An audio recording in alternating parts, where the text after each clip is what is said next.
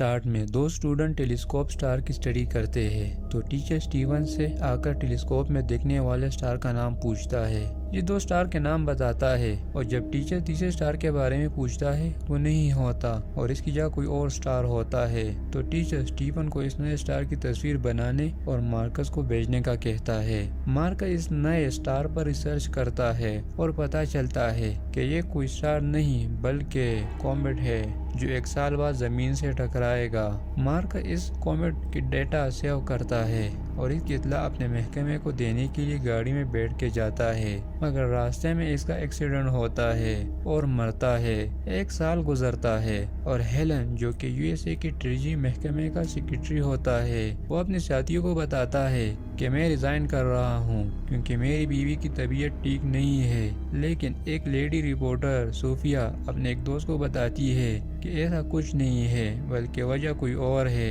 Helen جھوٹ بول رہا ہے۔ صوفیا اپنے کیمرے مین کے ساتھ ہیلن کے پیچھے جاتی ہے اور وہاں دیکھتی ہے کہ ہیلن نے کئی ہفتوں کا کھانا اکٹھا کیا ہے اور کہیں جا رہا ہے۔ صوفیا ہیلن کو بتاتی ہے کہ ہمیں پتا ہے کہ آپ کے آفس میں سیکرٹ لینڈ لائن ہے اور آپ ان سے سیکرٹ چیزوں کے بارے میں پریزیڈنٹ سے بات کرتے ہیں اور آپ نے بغیر کسی وجہ کے ریزائن نہیں دیا۔ ہیلن مان جاتا ہے لیکن وہ صوفیا کو بتاتا ہے کہ اب کوئی فائدہ نہیں۔ صوفیا واپس اپنے کار میں جا رہی ہوتی ہے تو FBI والے اس کا پیچھا کرتے ہیں اور پکڑ کے پریزیڈنٹ کے پاس لے کر جاتے ہیں اور پریزیڈنٹ اس کو بتاتا ہے کہ تمہارے پاس جو نیوز ہے وہ بالکل ٹی وی پر نہیں چلانا اور اس کے بدلے میں تم کو وائٹ ہاؤس کی میٹنگ میں سیکنڈ ڈور پر کرسی دوں گا۔ یہ سن کے صوفیا مان جاتی ہے اور پھر اپنے گھر میں آ کر ہیلن کا وہ راز ڈھونڈنے کی کوشش کرتی ہے کہ آخر کیوں ہیلن نے ریزائن کیا اور سرچ کے دوران صوفیا کو پتہ چلتا ہے کہ ہیلن نے ریزائن میں اپنی بیوی کا نام ELLE لکھا تھا لیکن اس کے نام کا اسپیل ELE بنتا ہے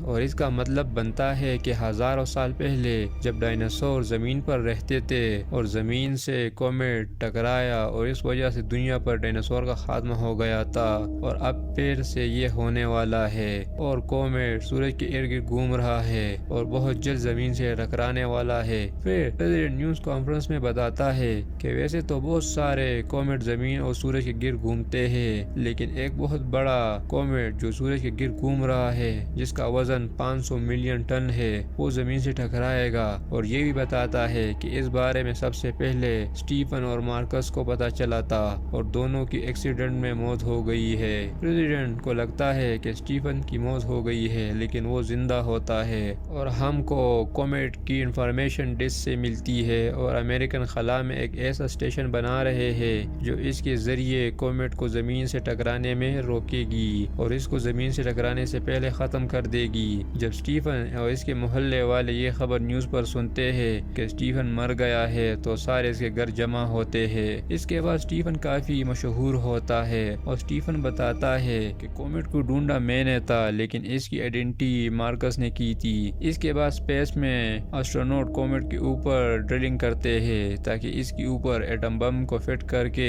بلاسٹ کرے اور اس کی ڈائریکشن کو تبدیل کر سکے۔ پھر اسٹروناٹ کو پتہ چلتا ہے کہ کومیٹ کے جس حصے پر ہم کام کر رہے ہیں یہ بہت جلد سورج کے قریب آ جائے گا اور اس کی ٹیمپریچر 300 ڈگری تک چلا جائے گا اور کچھ لمحے بعد کومیٹ سورج کے قریب آنے والا ہوتا ہے اور اس پر گیس کے دھماکے ہونا شروع ہوتے ہیں اور اس پر روشنی بہت تیز ہوتی ہے جس کی وجہ سے ایک اسٹروناٹ کی آنکھیں بھی خراب ہو جاتی ہے۔ یہ لوگ بوم کو تو فٹ کر دیتے ہیں اور واپس ہی پر گیس کے بلاسٹ کے زد میں ایک اسٹروناٹ آتا ہے اور کئی غائب ہو جاتا ہے اور ان کی جہاز میں تیل کم ہوتا ہے اور واپس ہی پر زمین کی طرف نہیں جاتے اور اڑ کے کومیٹ سے دور جاتے ہیں۔ کومیٹ پر دھماکہ ہوتا ہے اور دھماکے کی وجہ سے جہاز تھوڑا ڈیمیج ہوتا ہے اور ان کی اس تجربے سے کومیٹ 2 حصوں میں تقسیم ہوتا ہے، ایک حصہ بہت بڑا ہوتا ہے دوسرا چھوٹا اور ایک حصہ سمندر میں گرے گا جس کی وجہ سے سونامی آئے گی۔ پھر پریزیڈنٹ نیوز کانفرنس کر کے بتاتا ہے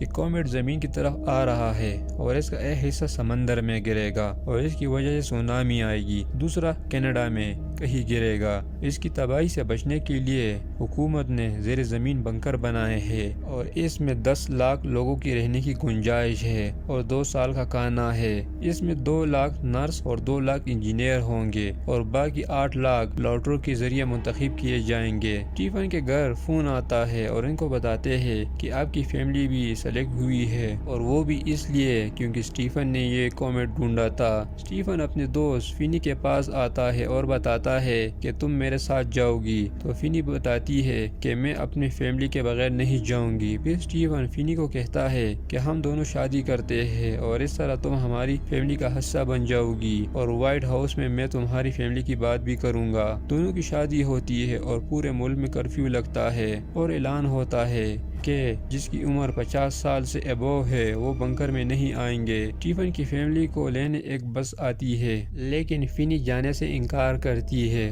اور کہتی ہے کہ میں اپنی فیملی کے بغیر نہیں جاؤں گی کیونکہ ان کی فیملی کو اجازت نہیں ملتا۔ مگر اسٹیفن نے اس کی فیملی کے لیے وائٹ ہاؤس میں درخواست کی تھی اور نہ چاہتے ہوئے بھی اسٹیفن بنکر میں جانے کے لیے جاتا ہے اور فینی رہ جاتی ہے۔ اسٹیفن پہنچ جاتا ہے اپنے مقام پر جہاں ہر جگہ بھگدڑ مچی ہوتی ہے۔ پھر اسٹیفن اپنی فیملی کو بتاتا ہے کہ میں واپس جا رہا ہوں فینی کو لینے۔ اسٹیفن فینی کو ڈھونڈنے جاتا ہے اور سڑک پر کافی ٹریفک ہوتا ہے، مگر خوش قسمتی سے فینی ملتی ہے اور فینی اپنے چھوٹے بھائی کو ساتھ لے کر جاتی ہے۔ پھر پریزیڈنٹ کہتا ہے کہ پہلا چھوٹا کومیٹ سمندر میں گرے گا اور اس کے کچھ لمحے بعد بڑا کومیٹ ٹکرائے گا اور ایک بہت بڑا دھماکہ ہوگا اور سب کچھ تہس نہس ہو جائے گا اور صرف وہی لوگ بچیں گے جو بنکر کے اندر ہوں گے۔ اس کے بعد صوفیہ کو ہیلی کاپٹر لینے آتی ہے کیونکہ یہ بھی بنکر میں رہے گی۔ جانے سے پہلے صوفیہ اپنے فادر سے ملتی ہے کیونکہ دونوں کے درمیان کافی عرصے سے ناراضگی چل رہی تھی اور دونوں گلے ملتے ہیں۔ پھر کومیٹ زمین کے قریب آتا ہے اور سمندر میں گرتا ہے جس کی وجہ سے بلاسٹ ہوتا ہے اور سونامی آتی ہے اور صوفیہ اپنے فادر کے ساتھ سونامی کی زد میں آتی ہے۔ پھر صوفیہ اور فینی ایک اونچے پہاڑ کی طرف جاتے ہیں جہاں اور لوگ بھی جا رہے ہوتے ہیں۔ کومیٹ کے ٹکرانے سے کافی لوگ بھی مرتے ہیں اور کئی شہر تباہ ہو جاتے ہیں۔ اسٹروناٹ دیکھتے ہیں کومیٹ زمین سے ٹکرا گیا ہے اور واپس نہ جانے کا فیصلہ کرتے ہیں۔ ان کے پاس ایٹم بم ہوتا ہے اور ان سے کومیٹ پر بلاسٹ کریں گے اور یہ چھوٹے چھوٹے حصوں میں تقسیم ہو جائے گا، اور آخری بار اپنی فیملی سے بات کرتے ہیں اور بتاتے ہیں کہ ہم واپس نہیں آ سکتے کیونکہ ان کے جہاز میں تیل ختم ہو چکا ہوتا ہے، اور یہ واپس نہیں جانے کا فیصلہ کرتے ہیں۔ جو کومیٹ سے ایٹم بم ٹکراتا ہے تو کومیٹ چھوٹے چھوٹے ذرات میں تقسیم ہو جاتا ہے اور آتش بازی کی طرح دکھتا ہے، اور اس طرح زمین تباہ ہونے سے بچتی ہے۔ پانی بھی کم ہوتا ہے اور پھر پریزیڈنٹ خطاب کرتا ہے جن لوگوں نے دنیا کو بچانے کے لیے قربانی دی ان کو ہمیشہ یاد رکھا جائے گا اور پھر سے تباہ ہوئے شہر آباد کریں گے، اور یہاں ہوتا ہے مووی کا دی اینڈ۔ دوستو اگر ویڈیو پسند آ گئی ہے تو لائک شیئر اور سبسکرائب کریں۔ Thank you.